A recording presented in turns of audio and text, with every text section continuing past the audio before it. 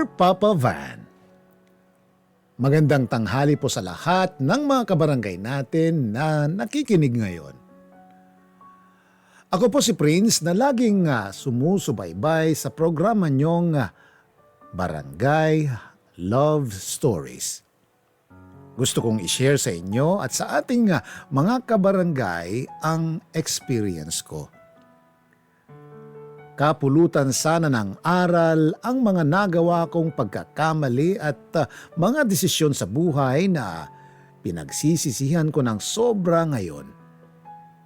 Uulitin ko, nagsisisi na talaga ako.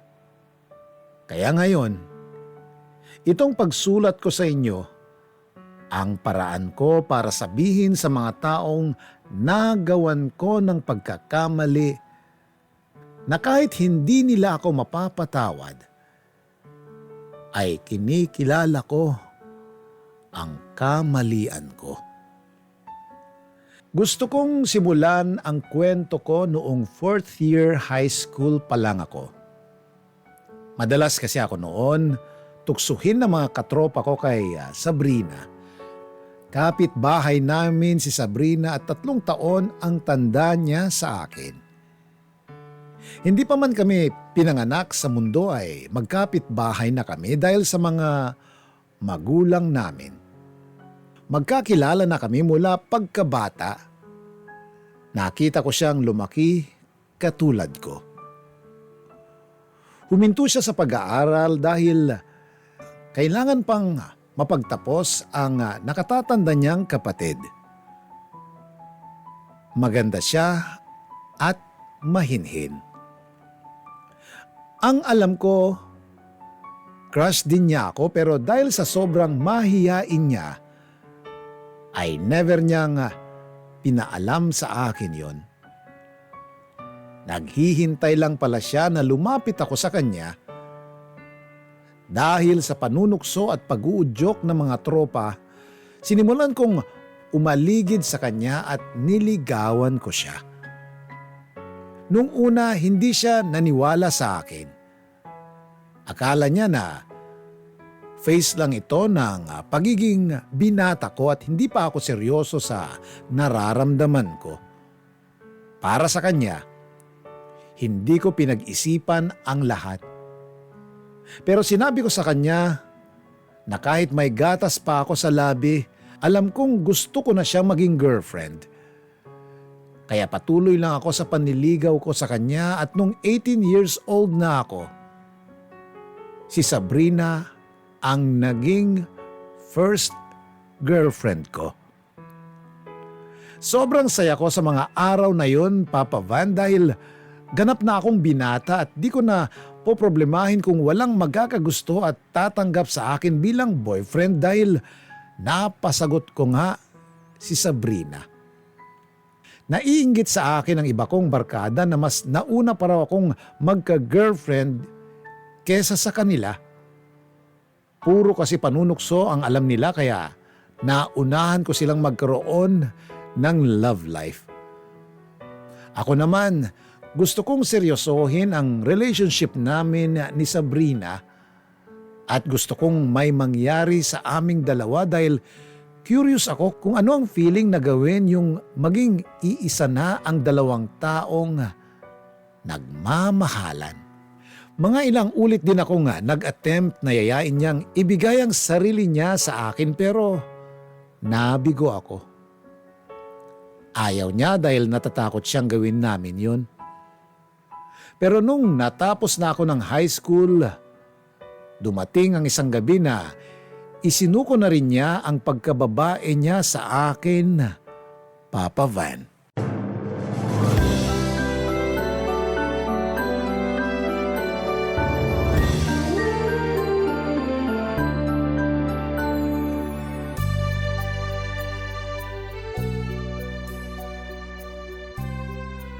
Sabrina, salamat ah. Mahal kita. Mahal din kita. Biruin mo. Halos 1 taon na kitang girlfriend pero ngayon lang nangyari to. Masaya ako na binigay mo na sa akin sarili mo. Mahal kasi talaga kita. Swerte ko naman at may isang tulad mo na mahal ako ng totoo. Hindi ka naman mahirap mahalin, Prince. Dahil pogi ako? Kapal nito. Aminin mo na. Crush na crush mo ako kasi nga ang gwapo ko. Hindi lang naman kita minahal dahil lang sa itsura mo. Ano pa? Dahil mabait ako? Basta. Anong basta? Sabihin mo na. Ngayon pa ba tayo maglilihiman? Nakita na natin lahat ng itinatago ng isa't isa?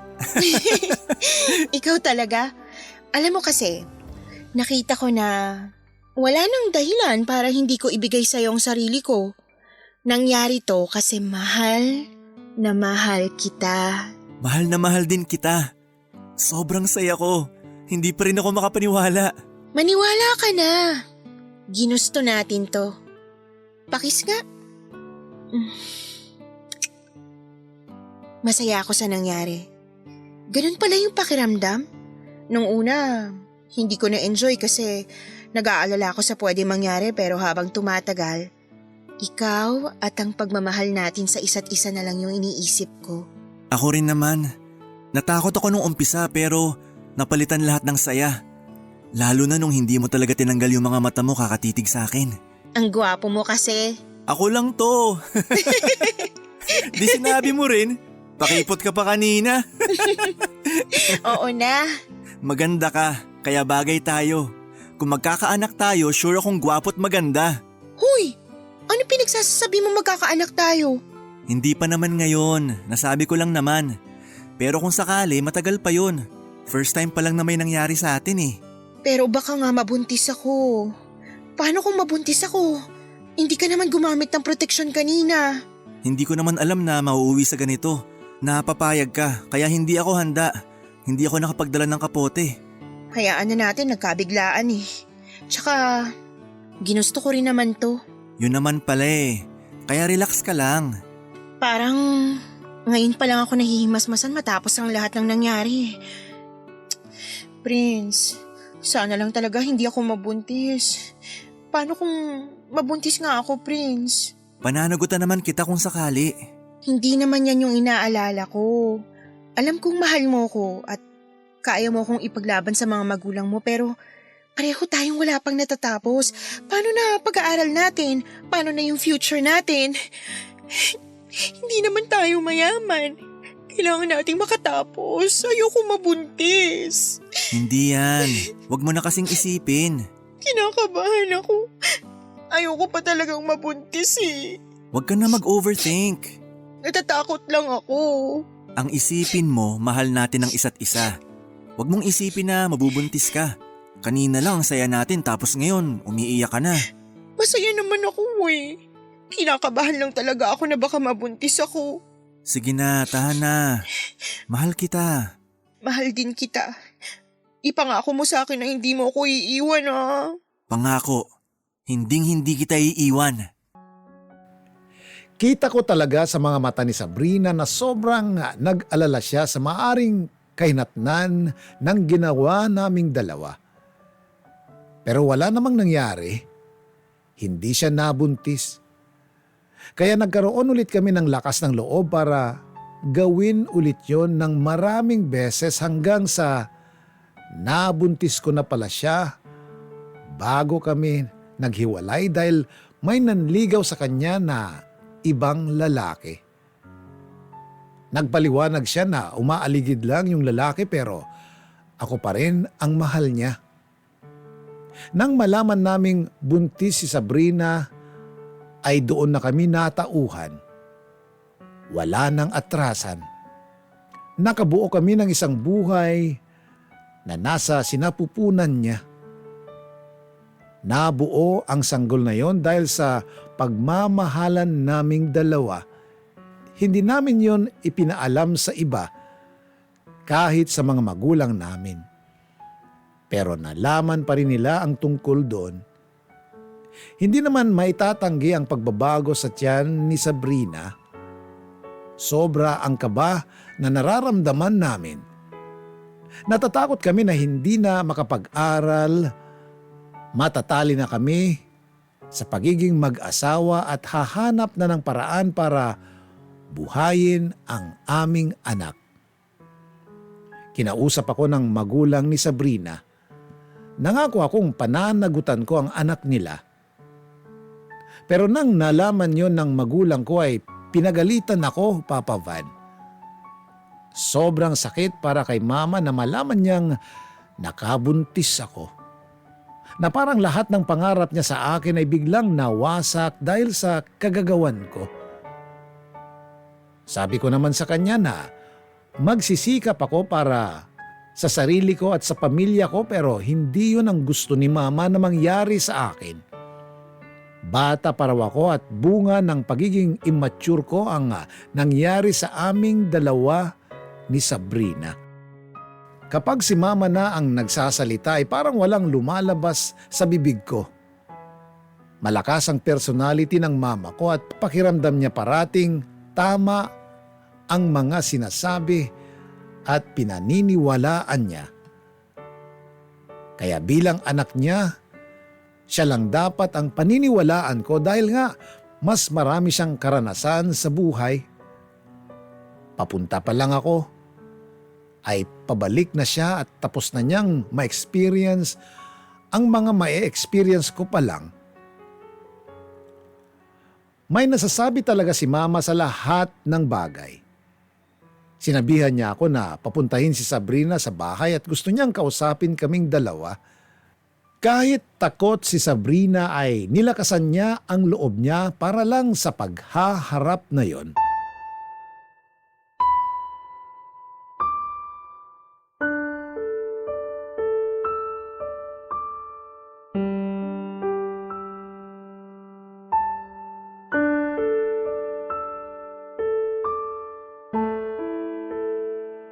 Ilang buwan na pala yan? 3 buwan na po akong hindi dinaadatnan. Ibig sabihin 3 buwan ka ng buntis? Nag-pregnancy test na po ako. Pinagpiti po ako ng mga magulang ko. Anong sabi ng mga magulang mo? Yun ba yung pinatawag ka dun sa kanila, Prince? Opo, Ma. Doon ko nakita sa bahay nila na positive yung resulta. Nabuntis ko nga siya. Ilang beses niyong ginawa yon? Ikaw, Sabrina, ilang beses may nangyari sa inyo ng anak ko? Hindi ko na po mabilang. 1 beses isang araw? Inaaraw-araw mo ba ang anak ko para lang mabuntis ka? Pinlano mo ba talaga na mabuntis ka niya para panagutan niyang dinadala mo? Para matali ang anak ko sa'yo? Ma! Sagutin mo ako, Sabrina! Hindi po sa ganun, tita. Alam mo, kung 1 beses lang, naintindihan ko pang dala lang ng kapusukan niyo yung nangyari. Pero kung maraming beses na at paulit-ulit niyo nang ginagawa, ibang usapan na yon. Sa madaling salita, makati ka. Hindi po ako ganun. Mama naman! Tumahimik ka, Prince. Naku, Iha, ano bang tawag sa'yo kung ganun? Kung hindi ka makate, hindi ka araw-araw magpapakamot sa anak ko. Hindi ka mabubuntis kung di mo sinuko ng maraming beses ang sarili mo. Ginusto mo dahil sa itsura mong yan, di na ako magtataka na makati ka pa sa higad. At ngayong nabuntis ka, gusto mo namang sirain ang buhay ng anak ko? Naku, hindi ako papayag. Wala naman po akong balak pikutin ang anak nyo. Hoy, wag mo akong paikutin, babae. Sabihin mo sa akin yung totoo. Tinrabaho mo talaga tong anak ko, no? Kasi may motibo ka talaga. Mas bata sa'yo si Prince. Ikaw dapat yung nakakaalam ng sitwasyon nyo. Ewan ko ba sa'yo? Bakit ang anak ko pa ang pinag-interesan mo? Mahal ko po siya. Tumigil ka. Yang sarili mo lang ang mahal mo kaya mo to hinayaang mangyari. Akala mo siguro hindi ko alam, no? Alam ko na hindi lang si Prince yung lalaki mo. Hindi po totoo yan. Naku, wag ka nang magsinungaling. Wag ako, Neng. Totoo ba, Sabrina? May iba ka pa bukod sa akin? Wala. Ikaw lang ang mahal ko, Prince. Tumigil ka. Malandi ka. At ngayong nabuntis ka na ng kung sino, kay Prince mo gustong ipasalo yung kakirihan mo? Kapal din ang apog mo, no? Wala po akong ibang lalaki. Si Prince lang po talaga. Hindi si Prince ang ama ng dinadala mo. Sigurado ako. Kaya hindi pwedeng panagutan ni Prince yan. Malandi kang babae. Hindi papasayang kasinungalingan mo sa akin. Huwag mong sirain ang buhay ng anak ko dahil marami akong pangarap para sa kanya. At hindi kasama doon ang maging tatay ng bastarda mong anak. Grabe naman kayo kung makapagsalita. Anong grabe ron? Hindi grabe ang magsabi ng totoo. Ikaw yung grabe. Hindi ka lang malandi. Sinungaling ka pa. Hindi ako sinungaling. Binuntis ako ng anak nyo. Yun ang totoo. Hindi nyo naman kailangang dustahin ang pagkatao ko dahil lang hindi kayo naniniwala. Parang hindi kayo babae ah. Sabrina, huwag kang umalis! Ang kapal na mukha mo, Prince. Hayop ka. Bagang puntot mo. Sabrina, sandali! Prince, wag mo na siyang sundan. Pero ma! Sa akin ka maniwala. Hindi ka lalabas ng bahay para sundan siya. Naintindihan mo? Ma, hindi Huwag pwedeng… nang matigas ang ulo mo. Makinig ka sa akin, Prince. At huwag mong susuwayin tong sasabihin ko sa'yo. Ayoko nang makikipagkita ka sa babaeng yon. Naintindihan mo? Naiintindihan mo? Opo. Huwag kang tatanga-tanga. Tigilan mo na yung kahibangan mo. Hindi mo anak yung dinadala niya, kaya dito ka lang sa bahay. Pumirmi ka rito. Wala akong nagawa, Papa Van. Hindi ko kayang ipagtanggol si Sabrina sa mga oras na yon. Nawalan ako ng paninindigan. Kahit anong paliwanag niya sa akin ay hindi ko tinanggap dahil mas pinaniwalaan ko ang nanay ko.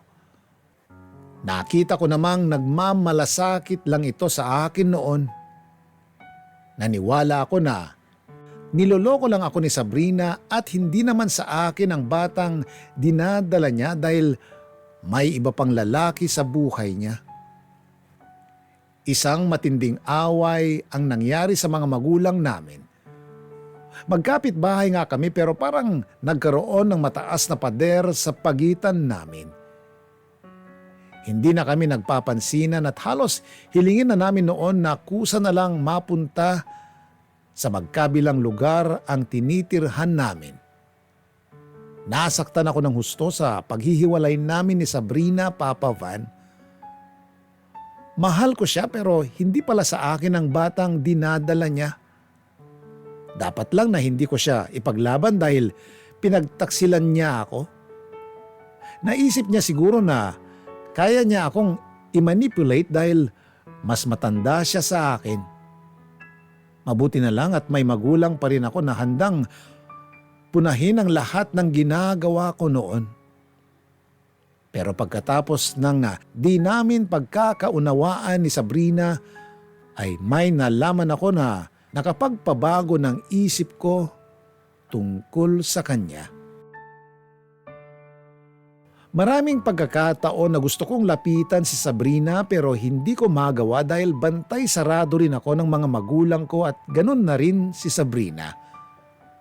Ayaw din ng mga magulang niya na magkita kami't magkausap dahil nasaktan ko sila ng sobra sa ginawa ko at ng pamilya ko. Nasaktan sila na hindi ko inako ang pagbubuntis ni Sabrina at pinaratangan pa siyang malanding babae at nakikipagrelasyon sa ibang lalaki. Pero nagkaroon ng pagkakataon na nagkausap kaming dalawa. Sobrang sincere na mga salita ni Sabrina nung nag-usap kami. Sabi niya, sana siya ang pakinggan ko dahil siya ang nakakaalam ng totoo. Sumumpa siya sa harap ko na walang ibang lalaking gumalaw sa kanya. Ako lang. Kaya nakakatiyak siyang ako ang ama ng dinadala niya. Naniwala ako sa kanya, Papa Van. Nagulat ako nang sinabi niya sa akin na gusto niyang magtanan na kami kung totoong naniniwala ako sa kanya. Pero hindi ko kaya. Nasa isip ko na bata pa kami't wala kaming mga trabaho. Inisip ko kung paano namin bubuhayin ang isa't isa. Pati na rin ang magiging anak namin. Kaya hindi ako sumugal noon, Papa Van. Iniwanan na namin ang isa't isa. Naging magkaaway yung magkapitbahay na dating magkasundo at magkaibigan ang turingan.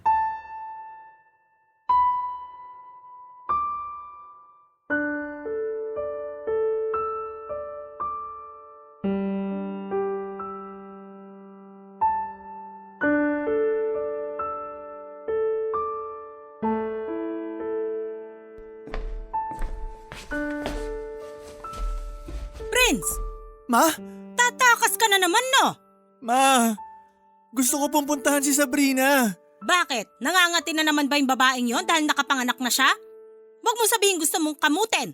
Ma, hindi naman po ganon. O ano? Dahil sa bata, ganun ba? Opo, gusto ko makita ang anak ko. Nahihibang ka ba? Hindi ka lalabas ng bahay. Ma, gusto kong makita ang anak naming dalawa. Anak ko yung bata. Hindi mo anak yon. Anak yun na ibang lalaki na sinabay niya habang kayo pa. Kahit ano pang sabihin nyo, anak ko yung ipinanganak niya. Tumigil ka. Wala kang alam. Nakita ko sa pictures na pinadala sa akin ng tropa ko. Kamukha ko yung bata, ma. Kaya anak ko siya. Kamukha ko siya nung bata pa ako. Naniwala ka kagad sa picture? Anak, lahat naman ng bata parang magkakamuka. Kaya tigilan mo na yung katangahan mo na yan. Ma, anak ko yung anak ni Sabrina. Paano ka nakakasiguro? May pambayad ka ba ng DNA test ng bata? Sige, ipagpalagay nating mapapa-DNA test mo yung bata. Kaya mo bang magpalaki ng anak? May pera ka ba? May trabaho ka ba? Mag-isip-isip ka? Nakakonsensya ako, ma. Tumigil ka! Anong konsensya? Ang dapat mong gawin, mag-aral ka ng mabuti. Hindi ang gusto mong akuin yung isang responsibilidad na alam mong hindi mo pa kaya. Hindi mo pa kayang maging ama. Makinig ka sa akin! Kung di ka titigil sa pag-iyak mong bobo ka, edi sige, puntahan mo si Sabrina. Puntahan mo yung kapitbahay nating inanakan mo. Sa oras na lumabas ka, wag ka nang babalik. Nakatakas ka na nga sa responsibilidad, gusto mo pa talagang balikan at akuin? Kahit isipin pa ng ibang tao na ang sama-sama kong ina, wala akong pakialam. Kapakanan mo ang iniisip ko. Naintindihan mo ba? Ma! Umayos ka! Tumigil ka sa pagngawa. Para kang bata, Prince! Huwag ka nang gagawa ng bagay na pagsisisihan mo. Alam mong mahirap lang tayo, pareho lang tayo ng katayuan ng Sabrina na yon. Kung ipapagpatuloy mo ang pakikipagrelasyon sa kanya, saan kayo pupulutin? Pareho kayong walang trabaho, hindi nakapagtapos ng pag-aaral. Sa tingin mo magiging maganda ang buhay mo sa kanya? Pero kasi, ma! Wala nang pero-pero. Tapos na ang usapang to. Igagapang ka namin ng tatay mo para makapagtapos. Yun ang pagtuunan mo ng pansin. Hindi yung bata na hindi naman iyo. Huwag mo nang isipin pa si Sabrina at yung anak niya. Di ba't sinabi naman ng mga magulang niya na kaya nilang buhayin yung bata? O di sila na. Kaya huwag ka na mag-alala. Hayaan mo na silang mamroblema. Paano kung dumating yung araw na kamuhian ako ng anak ko dahil sa ginawa ko sa kanya? Dami mong alam? Ano bang akala mo? Bida ka sa isang teleserye? Gumising ka nga sa kahibangan mo? Wala ka sa teleserye, totoong buhay to. Ang kailangan dito, diskarte, hindi drama. Anong makukuha mo dyan sa pag-iyak-iyak mo? Kaya sikapin mo na magtapos. Kailangan mo makapagtapos ng college. Makakuha ka ng matinong trabaho at magkaroon ng magandang buhay. Para kahit ikaw man lang makaalis sa ganitong buhay. Huwag mo na kaming isipin ng tatay mo. Ang importante, gumanda ang buhay mo. Naiintindihan mo ba ako? Opo. Sige na, matulog ka na. Pinakinggan ko si Mama Papa Van. Wala namang magulang na gustong ipahamak ang anak niya kaya para sa akin, tama ang desisyon ni Mama para sa akin. Itinigil ko na ang pakikipagkita o pakikipag-communicate kay Sabrina at sa anak niya.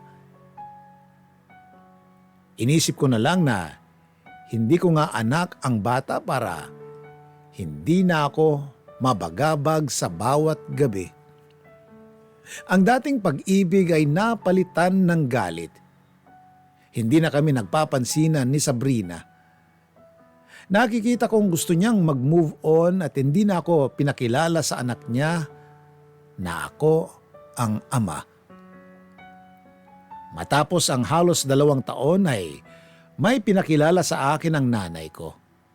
Anak ng kaibigan ni Mama, si Casey. May kaya ang pamilya niya. Pinag-date kaming 2 hanggang sa naging kami na. Gusto ng mga magulang namin na ikasal kaming 2. Maganda siya at nahulog agad ang loob ko sa kanya, Papa Van. Pumayag siya nang alukin ko ng kasal dahil buntis na rin siya noon. Ikinasal kaming 2 at ang pamilya ni Casey ang gumastos para doon. Magarbo ang kasal. Pero nung nasa altar na ako at pinagmamasdan ko si Casey, si Sabrina ang naiisip ko. pati ang anak naming babae. Kung mayaman lang siguro si Sabrina ay tiyak na ikinasal na kami. Hindi haharang si Mama na magsama kaming dalawa, pero mahirap lang si Sabrina kaya si Casey ay pabor na pabor si Mama. Pero sa totoo lang, Papa Van, mahal ko rin si Casey. Pinakasalan ko siya dahil mahal ko siya at hindi dahil sa pera lang.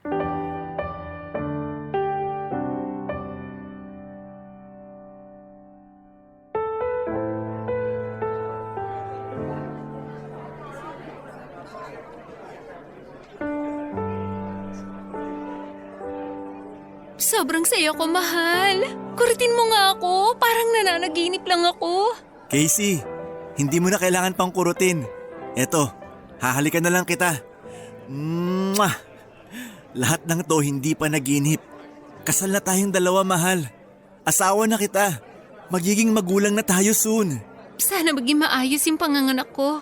Kinakabahan na talaga ako. Ano ka ba? Huwag kang kabahan. Kaya mo. Nandito lang ako. Hindi kita iiwan. Babantayan kita, pangako yan. Thank you, Prince. Ako dapat magpasalamat sa'yo. Tsaka sa totoo lang nahihiya ako. Kasi tong kasal natin, pamilya mong gumastos sa lahat. Pero kung tutuusin, kami dapat ang sumagot nito kasi ako yung lalaki. Huwag mo nang isipin yon. Kapag naging engineer ka na at meron ng sapat na ipon, pakasal tayo ulit. Ikaw na ang gumastos sa pangalawang kasal natin na yon. Pwede. Pakakasalan kita. At ako nagagastos sa lahat.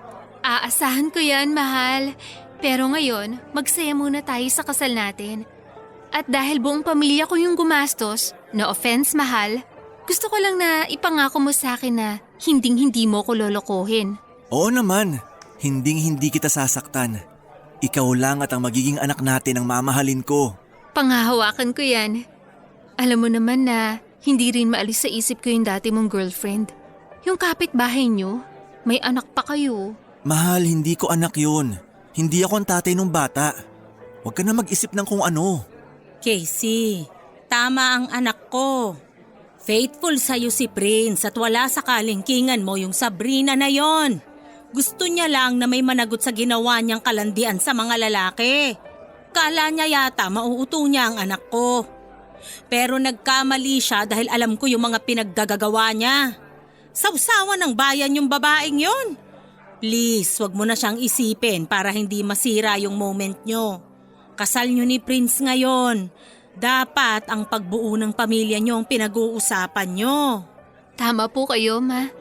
Ayan, makinig kayo sa akin. At kung manggugulo na naman yung babaeng yon, ako mismo ang haharap sa kanya. Kasal na kayo ni Prince. Ikaw ang pinakasalan ng anak ko kasi ikaw ang mahal niya. Hindi ka kalad-karing babae. Matino ka. Salamat, ma. Basta sabihan mo ko kapag naglolo ko o sinaktan ka ni Prince. Hindi ka niya pwedeng saktan, iha. Mananagot siya sa akin. Mama naman, hindi ko sasaktan ng asawa ko. Aba dapat lang. Ipinapangako ko, tulad ng sinabi ko kanina, sa hirap at ginhawa, nandito ako para mahalin ka, Casey. Kayo lang na magiging anak natin ang mamahalin ko. Mahal na mahal kita. Mahal na mahal din kita, Prince. Pero parang takot na takot talaga ako ng mga anak.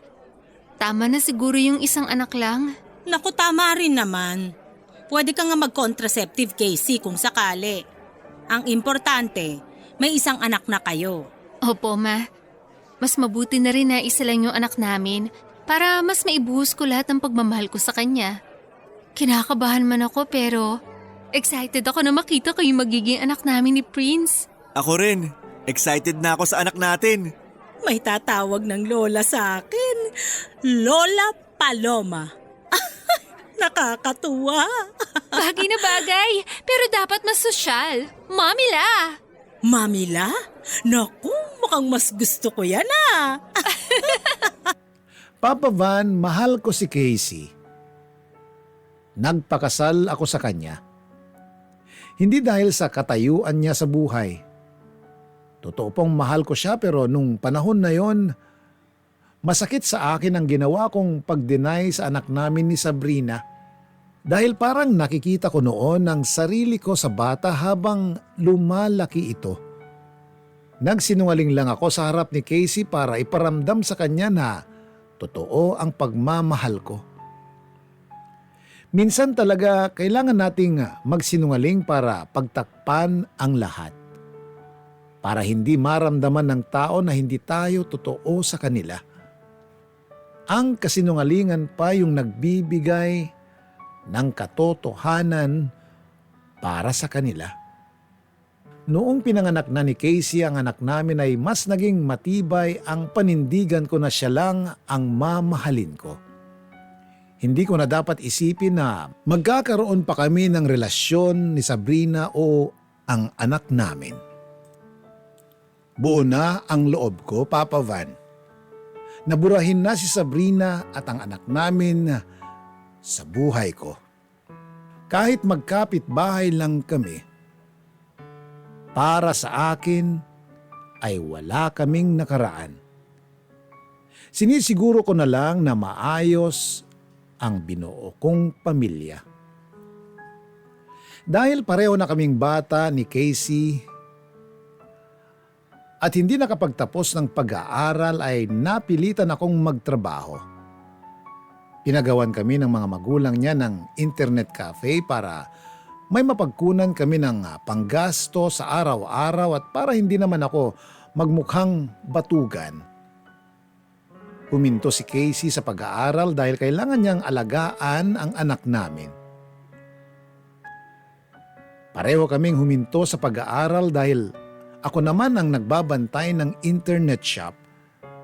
Tanggap kong ganun talaga ang buhay lalo na't may pamilya ka nang binubuhay. Sa ganitong sitwasyon, lalo na kung umiiyak ang anak namin ni Casey ay nakukonsensya ako sa ginawa ko sa anak namin ni Sabrina. Pakiramdam ko noon ay napakasama kong tao at mas lalo bilang ama sa bata. Pero wala na akong magawa dahil hindi naman ako nagpakaama. Isa pa ay may anak na rin akong inaalagaan nung panahong yon. Alam kong may kanya-kanya na kaming buhay ni Sabrina, Papa Van. Pero apektado pa rin ako sa mga ganap niya sa buhay dahil magkapit-bahay pa rin kami.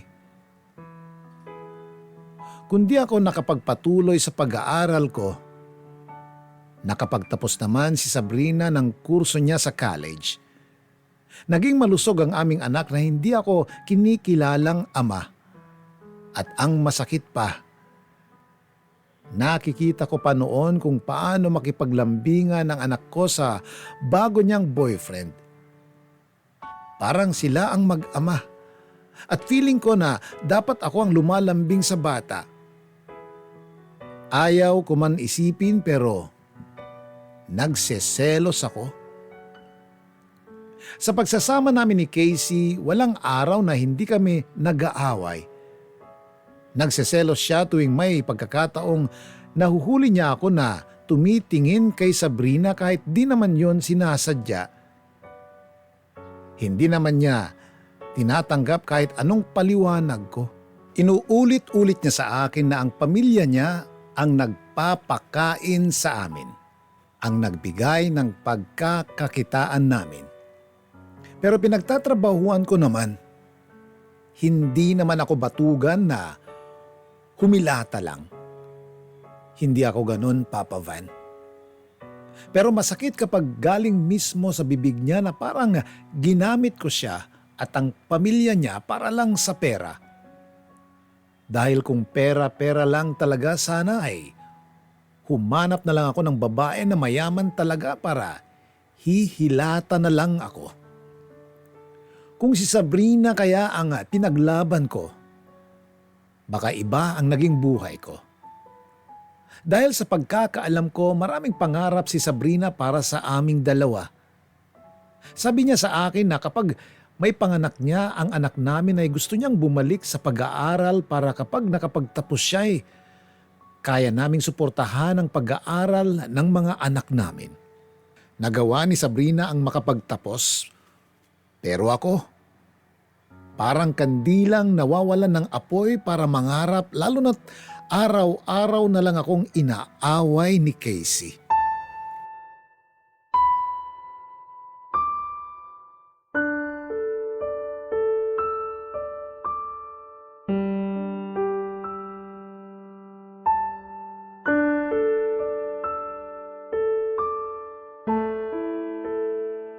Nakita kitang patingin-tingin sa Sabrina na yon. Hanggang ngayon ba, mahal mo pa rin siya? Ano ka ba naman? Wala na si Sabrina sa buhay ko. May kanya-kanya na kaming buhay. Tigilan mo na yan. Hindi! Nararamdaman ko may pagtingin ka pa rin sa kanya. Pwede ba, Casey? May anak na tayo. Kasal na tayo. Tapos yan pa rin ang iniisip mo? Pwede bang future na lang natin ang isipin mo? Future? Anong maibibigay mong future sa anak natin, ha? Nagtatrabaho ako. Hindi naman ako nakatunganga lang dito ah. Ako yung nagbabantay ng internet shop. Hindi ba yung trabaho para sa'yo? Kontento ka na lang ba sa ganyan? Ano pa bang gusto mong gawin ko? Binabantayan ko rin ang anak natin. Hindi ko naman kayo binababayaan. Ayoko na ng ganitong buhay. Ah, bakit ba kasi kita pinakasalan eh? Prince, Casey, pwede bang wag na kayong mag-away? Natatakot na tong bata sa pag-aaway nyo. Ma, pwede ba lumabas muna kayo? Doon yun na sa labas ng kwarto patulugin yung bata. Prince, ayusin nyo to. Wag naman kayong mag-away araw-araw. Ma, ano ba? Lumabas na muna kayo! Oh siya, eto, lalabas na. Pero umayos kayong mag-asawa. Tigilan nyo na yung pag-aaway. Anong plano mo? Hihiwalayin mo ako, ganun ba? Pagod na ako. Hindi ito ang buhay na pinangarap ko. Wala akong tinatago sa'yo.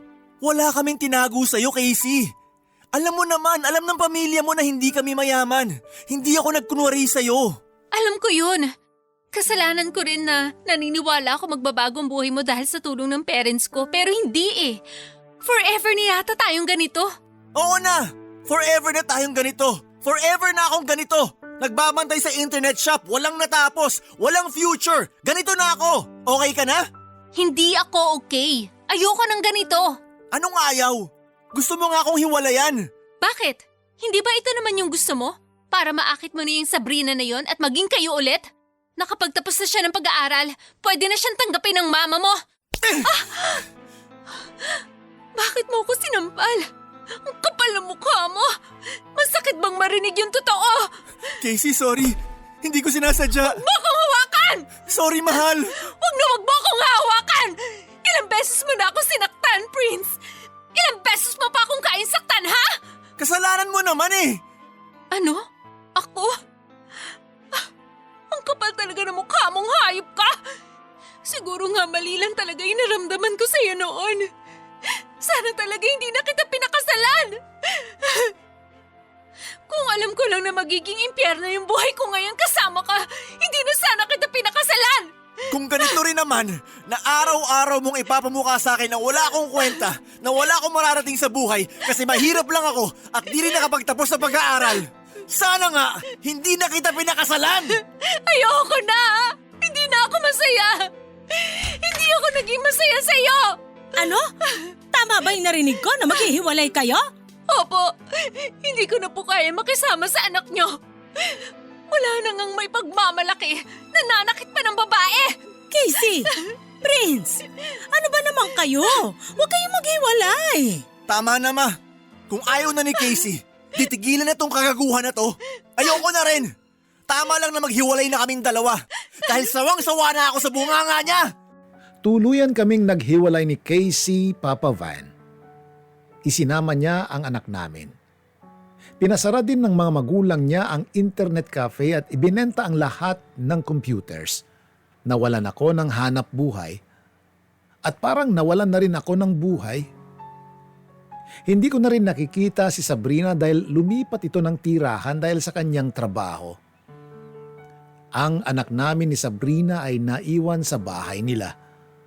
Kapag may pagkakataon, nilalapitan ko ang bata pero ayaw nitong lumapit sa akin. Lalo na nang makita ako ng lola nito. Galit pa rin sila sa akin at ayaw nilang lapitan ko ang anak ko. Walang araw na hindi ako pinagsasabihan ng nanay ko na mali ang ginawa kong pakikipaghiwalay kay Casey. Para siyang sirang plaka na ayaw ko nang pakinggan hanggang sa dumating ang araw na nakita ko si Sabrina. Gusto ko siyang makausap noon para pag-usapan ang lahat ng nangyari sa amin. Pati na rin ang mga kasalanan at pagkukulang ko sa kanilang mag-ina. Kaya nang magkaroon ako ng pagkakataon noon na makausap siya, ay hindi ko na yon pinalampas pa. May parte pa rin kasi sa akin na gusto kong magkabalikan kaming dalawa, lalo na't wala nang pag-asa ang relasyon namin ni Casey.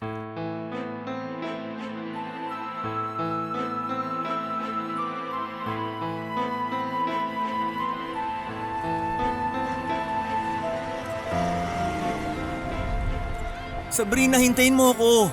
Huwag mo naman akong deadmahin. Prince, pwede ba wag mo na akong lapitan? Sabrina, mahal pa rin kita. Hindi ko kailangan yan. Hindi ko kailangan yung pagmamahal mo. Kapag di mo ba ako tinigilan, hindi lang sampal yung aabuti mo sa akin. Sabrina naman, nagmamakaawa ako. Mahal pa rin kita. Hindi mo ba naririnig yung mga pinagsasasabi mo? Nakakaya sa mga tao nakakarinig sa mga kasinungalingan mo. Sabrina, totoo. Mahal kita. Balikan mo na ako. Wala na kami ni Casey. Hindi ka na talaga natuto. Hindi mo ako mahal at mas lalong hindi mo mahal yung anak ko. Sarili mo lang yung mahalaga sa'yo. Kung noon, kaya mo pa akong utuin, pwes hindi na ngayon. Matagal na akong nagising sa bangungot na yon. Bigyan mo ako ng second chance, please. Hindi ka ba nakakaintindi? Wala nang chance. Tapos na tayo. Aaminin ko, minahal kita noon. Kaya nga binigay ko sa yung sarili ko ng paulit-ulit hanggang mabuntis mo ko. Pero mali na minahal kita kasi di mo deserve yun. Nagkamali ako. Si mama kasi... Huwag mo nga siyang isali sa usapan. Alam kong ayaw ng nanay mo sa akin kasi ayaw niya sa kauri niya, sa isang pobreng tulad ko. Taas din ang tingin ng nanay mo sa sarili niya, no? Nakakatawa. Meron pala talagang pobreng mata pobre. Kapal ng mukha niyong dalawa. Pero nagising na ako. Hindi na niya ako kayang diktahan. Prince, huli na ang lahat. Wala nang second chance para sa atin at may boyfriend na ako. At kahit nagkataon na wala akong boyfriend, hindi na ako papatol sa'yo. Hindi ako papatol sa isang lalaking may asawa na. Hindi pa ako ganun kadesperada para magpakatanga sa isang katulad mo. Wala na. Wala na kami ni Casey. Wala na nga. Pero kasal pa rin kayo. At pwede ba, hindi ka ganun kagwapo para magpakababa ako at piliing makasama ka? Mahal ako ng boyfriend ko. Bukod sa matinong tao siya, tanggap niya ako at yung nakaraan ko. At magpapakasal na kami. Ha? Magpapakasal na kayo? Oo! Nakakabingi ba yon? Kasi kapag mahal mo, pahahalagahan mo. Pakakasalan mo. Yun sana gusto kong mangyari sa atin nun eh. Pero buti na lang hindi mo ako pinanindigan. Mas maayos na lalaki yung pakakasalan ko, hindi tulad mo. Tingnan mo nga yung sarili mo. Mukha kang kawawa. Mukha kang miserable. Sabrina naman, patawarin mo ko. Pero tama ka. Kasalanan ko kung bakit miserable ako. Kung bakit miserable ang buhay ko. Inutil ako. Masama akong tao. Wala akong paninindigan. Sige na, ayoko na marinig yung drama mo. Umalis ka na dyan. Tumabi ka. Huwag kang humarang sa daraanan ko. Pwede pa ba tayo maging magkaibigan tulad ng dati? Bobo ka ba kausap? Yan ang napapala mo sa nanay mong pobreng mata pobre. Nawalan na ng sustansya yung utak mo. Nakakatawa na tatanungin mo pa kung pwede tayo maging magkaibigan. Tanga, sinira mo ang lahat sa atin. Hindi naman pwede na pagkatapos mo sirain yung pagkatao ko, gugustuhin ko pa rin na tanggapin ka bilang kaibigan. Hindi ako kagaya mong tanga. Tsaka pwede ba, wag na wag ka nang lalapit sa akin. Sa amin ang anak ko. Wala ka ng karapatan sa kanya. Sabrina! Simula ngayon, wag mo nang ipapakita yung pagmumukha mo sa akin ha. Kahit anino mo, ayoko na makita. Mabubuhay ako na wala ka. Gusto ko na ng katahimikan. Tumulo ang luha ko nang makita ko kung paano maglakad papalayo sa akin si Sabrina. Masakit pero deserve ko naman lahat ng yon. Nanghihinayang lang ako dahil sinayang ko yung pagmamahal ni Sabrina sa akin noon. Naging makitid ang utak ko at nauwi sa maling desisyon pagdating sa pag-ibig. Kaya naisip kong pumunta na lang dito sa Manila para humanap ng trabaho at magbagong buhay. Natanggap ako sa construction, Papa Van. Gusto kong makaipon at magpatuloy sa pag-aaral. Gusto kong magbigay ng sustento sa mga anak ko pag nakatapos na ako ng pag-aaral. Gusto ko silang pag-aralin gamit ang sarili kong pera. Papa Van, gusto ko talaga na kapag lumaki na ang mga anak ko ay hindi sila makapag-asawa ng tulad ko. Sana makatagpo sila ng matino at kaya silang ipaglaban. Di tulad ko na isang duwag. Sa ngayon, hindi na ako tumitingin sa babae. Ayaw ko nang makasakit pa at makasira pa ng buhay. Nabalitaan ko, Papa Van, na ikinasal na si Sabrina sa boyfriend niya. Masaya ako na naging maganda ang buhay nilang mag-ina. Si Casey naman ay may kinakasama ng ibang lalaki at mabuti naman ang naging kalagayan ng anak ko sa kanila. Sana sa lahat ng mga nakikinig sa kwento ko, lalo na sa mga lalaki dyan, huwag niyo pong gayahin ang ginawa ko. Kapag hindi pa kayo ready, huwag niyo munang galawin ang isang babae. Huwag kayong pumasok sa sitwasyon na ikakasira ng buhay niyo. Dahil nasa huli talaga ang pagsisisi. Hanggang dito na lang ang kwento ko, Papa Van. Maraming salamat sa mga kabarangay na nakinig. Maraming salamat din sa Barangay LS 893 Forever sa pagkakataon na maitampok ang kwento ng aking pag-ibig, buhay at pag-asa sa nangungunang Barangay Love Stories. Ang inyong forever kapuso at kabarangay, Prince. Pinsan